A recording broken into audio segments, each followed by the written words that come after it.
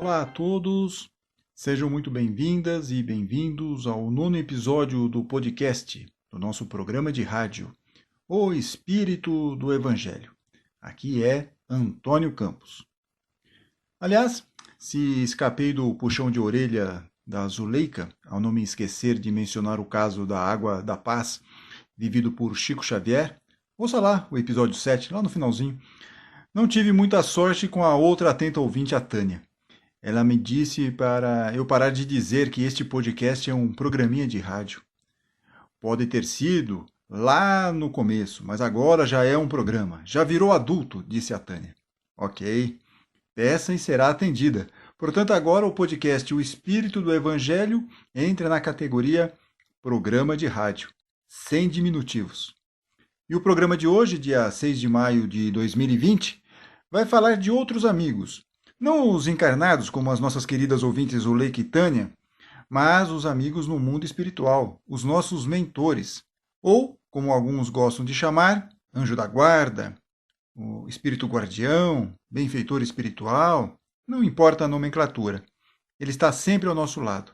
Como nós dissemos lá no episódio 8, no anterior, o plano espiritual nos ajuda, nos dando sustentação, coragem e inspiração.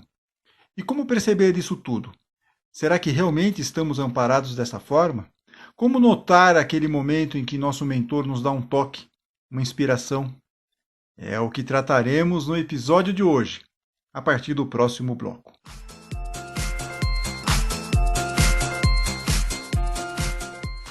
A biografia de Allan Kardec, escrita pelo jornalista Marcel Souto-Maior, traz uma passagem muito interessante no capítulo Para ti sou a verdade. Kardec já havia começado a estudar as manifestações dos espíritos e a entrevistá-los. Ele estava preparando um texto sobre isso quando ouviu uma batida na parede. Não identificou nada de anormal e voltou a escrever. Novas pancadas apareceram e foram ficando mais fortes e passaram a se espalhar por toda a parede. O ruído só parava quando Kardec interrompia o trabalho. O barulho continuaria até a meia-noite, quando Kardec desistiu e foi dormir. No dia seguinte, no dia 25 de março de 1856, ele foi a uma sessão mediúnica e Kardec quis saber do espírito que estava lá se manifestando, se ele sabia o motivo das pancadas noturnas. E o espírito que estava se comunicando naquele momento respondeu: era teu espírito familiar. Queria comunicar-se contigo. Ele está aqui. Pode perguntar para ele. Nesse momento, Kardec conhece o espírito que vai se autodenominar de verdade. Esse espírito vai orientá-lo em todo o trabalho que vai dar origem ao espiritismo, a todas as obras. E era o espírito da verdade que estava dando as pancadas na parede. E por que ele estava fazendo isso? Porque ele não concordava com alguma coisa que o Kardec estava escrevendo. E aí ele fala para o Kardec: desagradava-me o que escrevias e quis fazer que o abandonasses, disse o espírito da verdade para Kardec. E esse tipo de interação que aconteceu lá com Kardec, tal, pode parecer extravagante para nós. Algo que está muito distante das nossas vidas comuns. Mas isso não quer dizer que nossos benfeitores não estão ao nosso lado, tentando com mais ou menos sucesso, porque depende muito de nós, né, nos auxiliar, nos inspirar. Eu tenho um amigo, aquele que eu comentei no episódio 7, o que descobriu em uma casa espírita o incrível, o revolucionário conceito da reforma interior, da transformação moral, e aí ele passou a tomar mais cuidado com as suas demonstrações de ira, a maneira como ele falava. Vocês estão lembrados disso, né? Bem, o que eu não contei é como ele foi parar na casa espírita. A situação estava complicada na vida dele, ele estava se sentindo lá num beco sem saída. Uma sexta-feira à noite, ele estava lá pensando, refletindo. Ou foi induzido a pensar, nós não sabemos, que talvez fosse interessante conhecer uma casa espírita, ir a uma casa espírita. Ele não conhecia, ele não tinha nunca teve contato com uma casa espírita. E naquele momento ele se lembrou de um amigo, o Rodolfo, que, curiosamente, hoje é um atento ouvinte desse nosso programa. E na época frequentava uma casa espírita. Aí esse meu amigo pensou em enviar uma mensagem para o Rodolfo, em um desses comunicadores instantâneos. Ficou olhando lá para a caixa de texto e decidindo se mandava ou não a mensagem de SOS. Mas meu amigo era muito tímido, não teve coragem. E aí ele começou a fechar o computador. E aí o que acontece? Chega uma mensagem.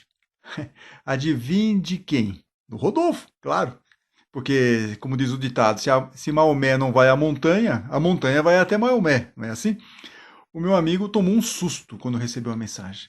Porque eles não eram amigos de trocar fazer muitas comunicações assim, online, não era assim. E aí ele percebeu que tinha alguma coisa interferindo no meio de campo. Jogou a toalha. Meu amigo jogou a toalha. Abriu o jogo lá pro Rodolfo. E perguntou para ele se ele podia indicar onde é essa casa espírita que você frequenta. E o Rodolfo, gente, imediatamente, não só indicou o lugar onde era a casa espírita, onde ficava a rua, como ele disse pro meu amigo: vou te levar amanhã lá. Passo na sua casa às 7 horas no sábado. Sensacional, né? Inacreditável. Mas aconteceu deste modo, baseado em fatos reais. O mentor do meu amigo queria que ele fosse ao centro espírita. E, em vez de ficar dando pancadas na parede, como o Espírito da Verdade fez com Kardec, usou uma outra pessoa, que estava mais conectada mediunicamente, vamos combinar aqui, né? Para fazer esse contato e conseguir viabilizar a ação de levar o meu amigo até esse centro espírita. Esse assunto dessas conexões nossas com os nossos benfeitores espirituais, ele é tão interessante que Kardec fez várias perguntas lá para os espíritos, no livro dos espíritos, muitas questões sobre isso. No capítulo Intervenção dos Espíritos no Mundo Corporal. Esse é o título do capítulo dentro do Livro dos Espíritos. É o capítulo 9 do segundo livro, lá no Livro dos Espíritos. Bem, vamos agora para 489, a questão 489, lá do Livro dos Espíritos. Kardec pergunta: há espíritos que se liguem particularmente a um indivíduo para protegê-lo? Ou seja, existe um espírito que fica lá dando uma assessoria para o encarnado? E os espíritos respondem: ao irmão espiritual. O que chamais o bom espírito ou o bom gênio? Então, os espíritos confirmam que há realmente um mentor. 490. Kardec pergunta: que se deve entender por anjo de guarda ou anjo guardião? Os espíritos respondem: o espírito protetor, pertencente a uma ordem elevada. Aqui, então, temos uma outra dica importante. O nosso mentor é um ser espiritual mais elevado do que nós. 491. Qual a missão do espírito protetor? E aqui, isso aqui é muito importante. A de um pai com relação aos filhos. A de guiar o seu protegido pela senda, pelo caminho do bem. Auxiliá-lo com seus conselhos. Consolá-lo nas suas aflições. Levantar-lhe o ânimo nas provas da vida. Então vejam, não há nada aqui, nessa descrição que os espíritos de luz fazem para Kardec, algo do tipo: o mentor vai fazer todas as ações que a pessoa encarnada tem que fazer. Não tem isso. O que o anjo protetor faz? O que o anjo guardião faz? Ele vai tentar, na medida do possível, se a outra pessoa tiver, o encarnado tiver mais conectado, vai tentar guiar o seu protegido pelo caminho do bem. Vai tentar auxiliá-lo com seus conselhos, inspirações. Vai consolá-lo nas suas aflições, dar lá o bom ânimo nas provas da vida. Ou seja, aquele momento que está para baixo, vai te dar coragem, ânimo, para você se levantar. Sustentação, para você se levantar. Então vejam como é bem definido o que o mentor pode fazer por nós. Na 495, o Kardec pergunta: poderá dar-se que o espírito protetor abandone o seu protegido por este se mostrar rebelde aos seus conselhos? E os espíritos falam: olha, afasta-se quando vê que seus conselhos são inúteis e que mais forte é no seu protegido a decisão de submeter-se à influência dos espíritos inferiores. Mas não o abandona completamente e sempre se faz ouvir. É então o homem quem tapa os ouvidos. O protetor volta desde que este o chame. Portanto, ele vai tentar, vai se afastar um pouco, está vendo que não está dando muito certo, quem sabe ele volta outro dia, dá outra dica, o pessoal continua não ouvindo, mas ele não se afasta totalmente, ele está lá. E se um dia cair a ficha dessa pessoa, aí o espírito protetor, volta com tudo e fica cada vez mais próximo, cria-se lá um vínculo. Aliás, quando ele fala aqui sobre espíritos inferiores, no próximo episódio, episódio 10, episódio especial, nós vamos falar sobre obsessão. Mas essa questão das dicas que o mentor nos dá, seria ótimo se nós pudéssemos ter uma relação ou pelo menos visualizá-los, como, por exemplo, o Chico Xavier visualizava o Emmanuel. O Emmanuel ficava lá dando os conselhos para o Chico. Era uma facilidade isso. Ou como aconteceu com o Divaldo Franco, tem uma passagem naquele filme Divaldo, Mensageiro da Paz, que é bem interessante, porque ele novinho ainda, está aprendendo a questão do espiritismo e tudo mais, e ele faz lá uma malcriação para a senhora que estava o ajudando lá em Salvador, mostrando para ele como funcionava uma casa espírita, introduzindo ele nesse universo. E ele faz lá uma malcriação. E aí aparece a Joana de Ângeles. Vamos ouvir. Por que tanto sofrimento? Eu perdi o emprego, é natural. Isso é motivo para ser ingrato? Ingrato? Ingrato, sim, senhor. E por 2 vezes. Primeiro com essa pessoa que acabou de sair daqui, que além de dar casa, comida e carinho, ainda tenta te fazer evoluir. E segundo com a espiritualidade, que já te deu instrumentos para você saber lidar com o seu sofrimento infantil, egoísta e desnecessário. Portanto, Divaldo, reaja. Jesus nunca fecha uma porta sem ao menos abrir uma janela. E prepare-se. De hoje em diante, o senhor será muito mais exigido. Então vocês percebem como seria bom se nós pudéssemos ter esse contato, recebermos os toques de uma forma mais incisiva dos mentores, mas não é dessa forma que as coisas funcionam. Nós temos que trabalhar um pouco com a nossa inspiração, com o nosso pressentimento. Kardec fala para nós o seguinte, que não tem nada de surpreendente a doutrina dos anjos guardiães, a velarem pelos seus protegidos. Não existe, não tem, segundo Kardec, não tem nenhum absurdo nisso. É, ao contrário, grandiosa e sublime. Não vemos na terra um pai velar pelo filho, diz Kardec, ainda que de muito longe, e auxiliá-lo com seus conselhos, correspondendo-se com ele, por exemplo, mesmo à distância. Que motivo de espanto haverá, então, em que os espíritos possam guiar os que tomaram sob sua proteção? É uma coisa natural. Kardec está querendo nos dizer que a ideia de termos um anjo guardião, um mentor ao nosso lado espiritual, é absolutamente natural e, como ele fala o seguinte, é uma ideia grandiosa e sublime. Mas para isso, se nós não temos a mediunidade do Divaldo, do Chico Xavier, não conseguimos ver o nosso mentor, nós precisamos ficar atentos para compreender certos toques que eles nos passam. A nossa querida ouvinte atenta, Márcia, ela num primeiro momento me disse que tem um passado de toques ignorados do mentor. Perguntei para ela, você não tem nenhum caso para eu falar no programa? E ela falou isso, né? Que ela tem um passado de toques ignorados. Mas depois ela se lembrou de um episódio recente que aconteceu com ela. Ela estava vindo na cabeça dela para ela ligar, a necessidade de ligar para a irmã, mas ela ignorou aquilo. Por um motivo qualquer, ela foi ver o celular, que devia estar no silencioso, e ela viu que tinha várias mensagens da irmã, que estava precisando de uma ajuda dela. Aí a Márcia falou para mim o seguinte, olha, fiquei triste ao ignorar os avisos que eu estava recebendo, que estavam vindo lá na cabeça dela. Liga para sua irmã, liga para sua irmã. Mas pelo menos deu tempo de ajudar a minha irmã, disse aqui a Márcia para nós. E é isso que acaba acontecendo muitas vezes. Essa desconfiança, ou esse, não é bem isso, talvez não seja nada. E não faz coisa alguma, só depois é que vai perceber que, puxa, podia ter feito algo. Puxa, eu estava recebendo um toque. É o que aconteceu com uma outra ouvinte atenta nossa aqui, a Lu Fávaro, integrante histórica da Escola de Samba Águia de Ouro, que inclusive foi campeã este ano aqui em São Paulo. Sim, espíritas também podem ter o samba no pé, não há nada que impeça isso. E ela contou aqui para mim que precisava fazer um acompanhamento médico periódico por uma questão que estava acontecendo no seio dela, né? E o exame anual estava marcado para novembro.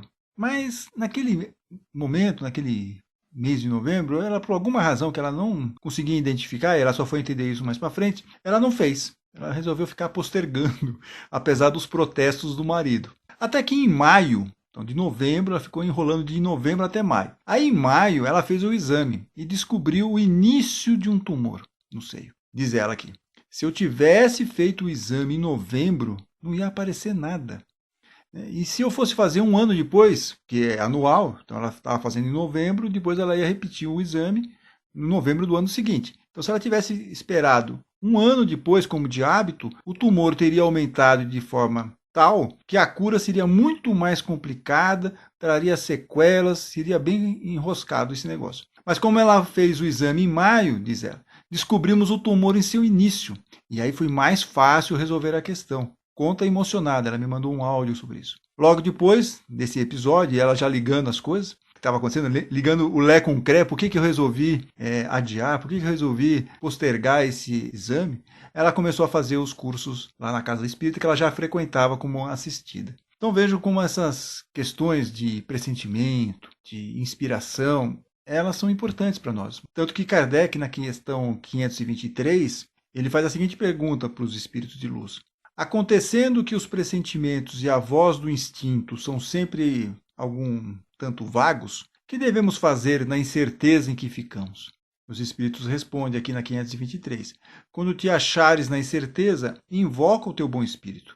Ou faz uma oração a Deus, que é o soberano Senhor de todos, e ele te enviará um de seus mensageiros, um de nós. Kardec faz o seguinte comentário na sequência. Os espíritos protetores nos ajudam com seus conselhos, mediante a voz da consciência que fazem ressoar em nosso íntimo. Como, porém, nem sempre ligamos a isso a devida importância, outros conselhos mais diretos eles nos dão, servindo-se das pessoas que nos cercam, que foi o que aconteceu lá com meu amigo e o Rodolfo. Faça uma análise dos conselhos, diz Kardec. Se você tivesse aproveitado, lhe teriam poupado muitos desgostos. É um exercício, não é para ninguém ficar deprimido. Puxa, eu devia ter ouvido. Não, não é isso. É um exercício para que, a partir desse momento, nós possamos ficar um pouco mais ligados. E esses conselhos podem aparecer da forma mais inusitada. Às vezes pode vir num sonho. O plano espiritual tenta dar todos os toques possíveis, não consegue, aí vem num sonho. Aconteceu isso com o cantor e compositor Paul McCartney.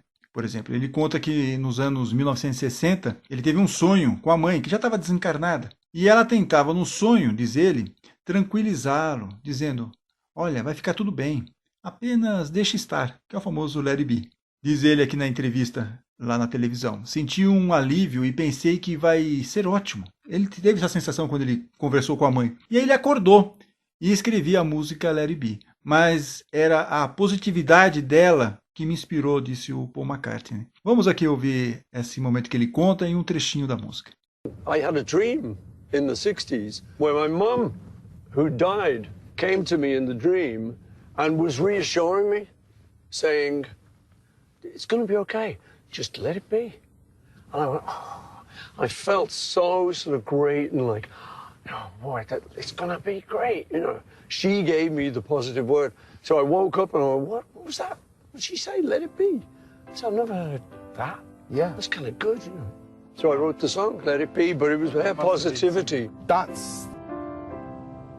When I find myself in times of trouble, one man comes to me, speaking words of wisdom, let it be. Let It Be teve como inspiração a mãe de Paul McCartney, que aparece para ele em sonho. Aliás, é uma excelente homenagem a todas as mães para o domingo agora, que é o Domingo das Mães, né? O Dia das Mães. Outro músico que tem uma história ótima é o Almir Sater. Ele contou no programa Viola Minha Viola como surgiu a música Tocando em Frente. Vamos ouvir aqui um trechinho dele contando como que foi isso.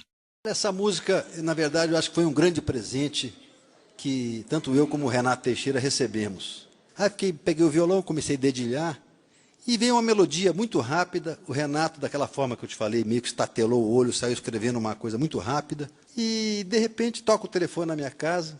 Me ligou uma grande cantora brasileira, chamada Maria Bethânia. Ela falou: Almir, você não tem nenhuma música para eu gravar? Até acabei de fazer uma música, mas o Renato Teixeira vai gravar essa música. Falou: então, canta no telefone para mim essa música. Aí cantei no telefone e ela falou assim: essa música é minha. Então, são um monte de coincidências, assim, que eu acho que essa música veio como presente para a gente poder cantar essa mensagem tão bonita, tão otimista, né? Acho que não tem talento para fazer uma música em 1 minuto, 2 minutos, assim, letra e música pronta. Eu acho que essa aí foi psicografada mesmo. Psicografia.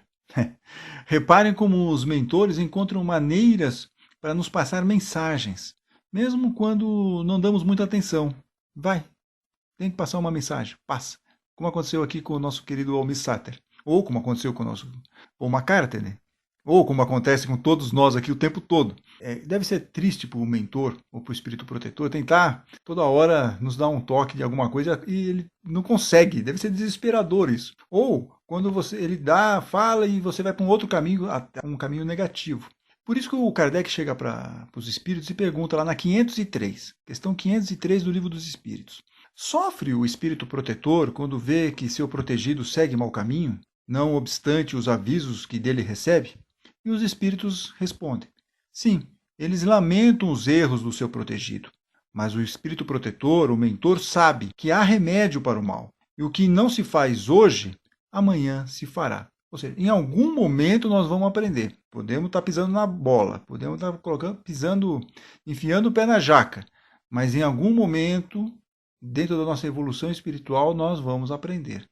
E é isso o que é mostrado num filminho do grupo Amigos da Luz, que faz uma série de cenas curiosas, engraçadas, envolvendo o espiritismo, num programa que foi o stand-up do mentor. O esforço do mentor para acordar o seu protegido, que é o Marcelo. Vamos ouvir um trecho. Como põe em prática, né, Marcelo? Pelo menos uma parte você põe. Aquela que diz assim, não julgueis para não ser julgado. Marcelo não julga ninguém. Aí. Condena logo. Por que você está fazendo piada com a minha cara? Você é meu mentor, você devia me orientar. É muito sério essa coisa de ser mentor, sabia? Estar encarnado também é uma coisa muito séria, Marcelo. Eu só estou te tratando com a mesma seriedade com que você trata a sua própria existência. Então, o que o mentor está tentando passar? Aquilo que os espíritos de luz falaram para Kardec na 503. Um dia, o Marcelo aqui, essa figura fictícia, ele vai aprender. Assim como nós também estamos aprendendo, já estamos evoluindo bastante, e não vamos precisar receber tantos puxões de orelhas carinhosos dos nossos mentores, a quem este programa, obviamente, é dedicado. Aliás, caso você tenha, meu mentor me deu um toque, e quiser compartilhar, envie pelas nossas redes sociais, lá no Facebook, no Twitter, no YouTube também nós estamos lá. Tem os links para você enviar mensagens privadas, se vocês quiserem, pelo WhatsApp e Telegram. Compartilhe. E no próximo bloco, os mentores espirituais agindo no Evangelho.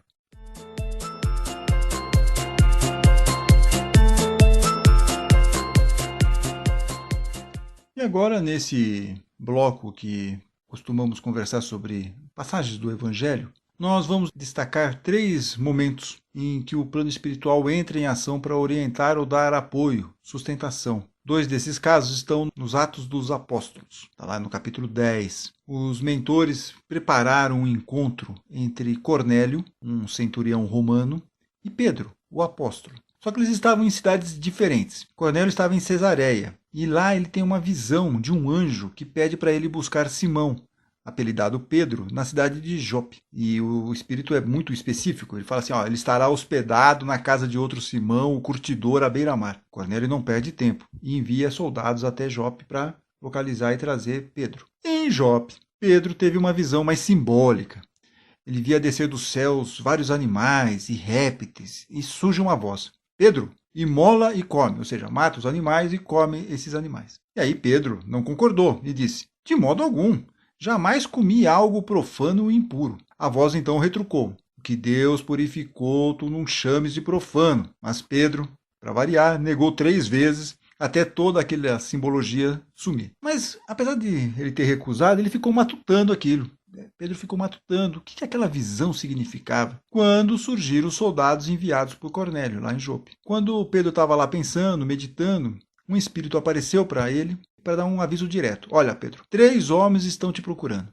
Desce e vai com eles sem duvidar. Aí Pedro desceu, encontrou os homens e foi com eles. Encontrou-se finalmente lá em Cesareia com o Cornélio. E lá, quando ele encontra Cornélio, ele entende a mensagem dos animais. Porque os judeus não podiam se encontrar com os pagãos, os gentios. Era considerado algo impuro, eles não podiam fazer isso. Eles não podiam entrar numa casa de uma pessoa que não fosse uma pessoa que fosse judia.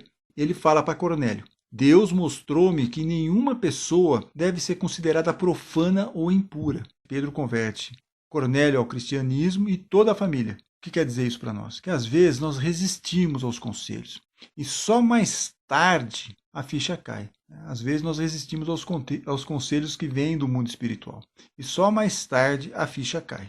Ainda lá em Atos dos Apóstolos, dessa vez no capítulo 16, é a vez de Paulo receber um aviso espiritual. Ele estava com seus discípulos Silas, Lucas e Timóteo, e este último era um recém-integrado ao grupo. Paulo havia passado pela Galácia e queria ir a Betínia, um pouco mais ao norte, onde hoje é a Turquia, ao lado do Mar Negro. Mas eles não estavam conseguindo ir para aquele lado e desceram até Troade, nas proximidades onde hoje conhecemos como o Estreito de Dardanelos. Estamos tendo aqui uma aula de geografia. Paulo estava tentando encontrar uma maneira de explorar outras regiões mais ao norte na Ásia. Esse era o plano. Mas como dizia aquele personagem no filme que ganhou o Oscar, o Parasita, planos nunca dão certo. E foi o que aconteceu com o apóstolo. Na cidade de Troade, Paulo teve uma visão. Apareceu-lhe um macedônio, de pé, que pedia: vem para Macedônia e ajuda-nos. Diz a Bíblia que assim que teve a visão, Paulo procurou partir para a Macedônia, que fica lá no norte da Grécia. O cristianismo então chegava à Europa. Aliás,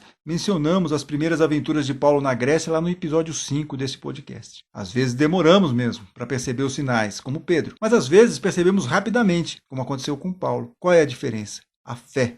A certeza do apoio do plano espiritual que mencionamos no episódio passado. É isso que faz a diferença e nos auxilia a entender com mais agilidade os caminhos apontados. Mas é importante reforçar que o nosso mentor não fará por nós o trabalho que tem que ser realizado, por nós mesmos, claro. E nem vai nos tirar de situações que precisamos passar. O que o plano espiritual vai nos dar é força, coragem, sustentação, apoio para enfrentarmos os nossos desafios. É o que vemos acontecer no capítulo 22 de Lucas. Jesus está no Monte das Oliveiras. Ele sabe que daqui a pouco será preso. Se afasta para orar, fica de joelhos, faz a prece: Pai, se quiseres, afasta de mim esse cálice.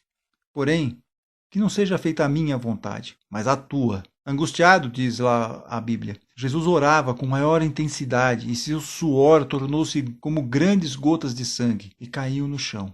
Nesse momento aparece para Jesus um anjo vindo do céu, que o reconfortava, diz lá o texto de Lucas. Então, esse anjo, esse espírito, chegou, veio para reconfortar, para dar ânimo para Jesus. Portanto, naquele momento mais difícil para Jesus, ele é reconfortado, encorajado por um espírito. Jesus queria que tudo aquilo que iria acontecer não ocorresse, mas como ele diz na prece: afasta de mim esse cálice, porém, que não seja feita a minha vontade, mas a tua. E em nossas vidas, precisamos passar por momentos desafiadores, difíceis, precisamos enfrentar tempestades, entramos às vezes naquela hora mais escura, mas mesmo nesses momentos complicados, saibamos que estamos sempre sendo amparados pelo plano espiritual maior, pelo nosso mentor, porque assim a gente consegue passar da melhor forma possível por essas dificuldades. E vamos repetir aquela questão 491.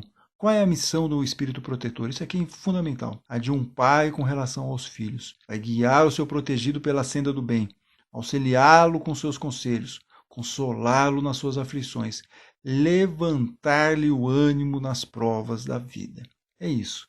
É isso que... E já é muita coisa. Só que ele não vai fazer e não vai nos tirar de situações que nós precisamos passar, como Jesus fala lá: Deus, faça a tua vontade. Paciência, eu não gostaria de passar por aquilo, mas se eu tiver que passar, vou passar, porque tem que ser feito à vontade de Deus. No último bloco, a pergunta de uma ouvinte.